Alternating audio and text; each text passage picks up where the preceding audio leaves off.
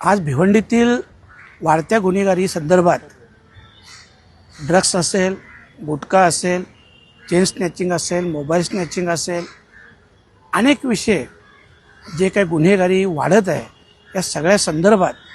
आज सन्माननीय DCP साहेबांची भेट घेतली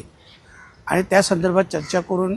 लवकरात लवकर म्हणजे कोयता गँग असेल, आणखी अनेक विषय आहेत जे गुन्हेगारी संबंधित आहेत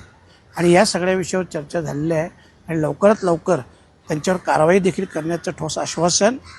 DCP साहेबांनी दिलेलं आहे आणि याच संदर्भात ही चर्चा झाली. आणि दुसरी गोष्ट, याच यांच्या विभागात आपण आज पाहिलं असेल की एक रिक्षामध्ये बसलेल्या गृहस्थावर वरून सळई पडली आणि ती थेट डोक्यात घुसली. खरं म्हटलं तर हा जो ठेकेदार असेल त्या ठेकेदाराचा हलगर्जीपणा, मेट्रोचा हलगर्जीपणा आहे आणि म्हणून अशी घटना घडलेली आहे. या सगळ्या गोष्टींची माहिती देण्यासाठी आणि त्याच्यावर ठोस कारवाई करण्यासंदर्भात DCP साहेबांशी चर्चा करण्यासंदर्भात मी आलो.